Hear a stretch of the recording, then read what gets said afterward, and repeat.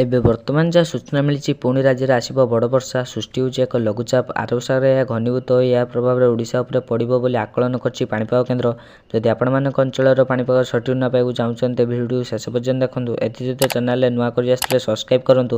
ଏବେ ଯାହା ସୂଚନା ମିଳୁଛି ଆରବସାଗରରେ ଆଉ ଏକ ଲଘୁଚାପ କ୍ଷେତ୍ର ସୃଷ୍ଟି ହେବାକୁ ଯାଉଛି। ମାଳଦ୍ୱୀପ ପାଖାପାଖି ଅଞ୍ଚଳରେ ଏକ ଲଘୁଚାପ କ୍ଷେତ୍ର ସୃଷ୍ଟି ହେବାର ସମ୍ଭାବନା ରହିଛି। ପ୍ରଭାବରେ ଦକ୍ଷିଣ ଭାରତରେ ବିଭିନ୍ନ ସ୍ଥାନରେ ପ୍ରବଳରୁ ଅତିପ୍ରବଳ ବର୍ଷା ହୋଇପାରେ। ଏହା ସହିତ କିଛି ସ୍ଥାନରେ କାଳବୈଶାଖୀ ହେବାକୁ ନେଇ ପୂର୍ବାନୁମାନ କରିଛି ପାଣିପାଗ ବିଭାଗ। ଆଇଏମ୍ଡିର ପୂର୍ବାନୁମାନ ଅନୁଯାୟୀ ଆରବସାଗରରେ ଏକ ଚକ୍ରବାତୀ ବଳୟ ସୃଷ୍ଟି ହୋଇପାରେ।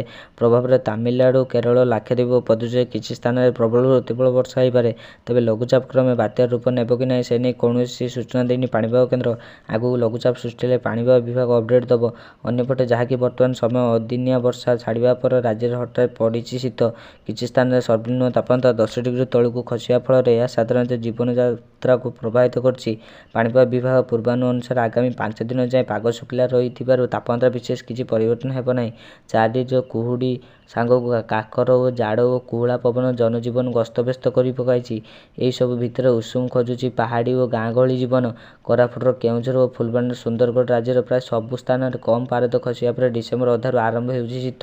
ପାଣିପାଗ ବିଭାଗ ସୂଚନା ଅନୁସାରେ ଗତକାଲି କନ୍ଧମାଳ ଜିଲ୍ଲାର ଉଦୟଗିରିର ସର୍ବନିମ୍ନ ତାପମାତ୍ରା 7.2 ଡିଗ୍ରୀ ରେକର୍ଡ କରାଯାଇଥିବା ବେଳେ କେଉଁଝରର 9.4 ଓ ଦାରିଙ୍ଗବାଡ଼ିରେ 9.5 ଡିଗ୍ରୀ ଥିଲା ରାତିର ପାରଦ।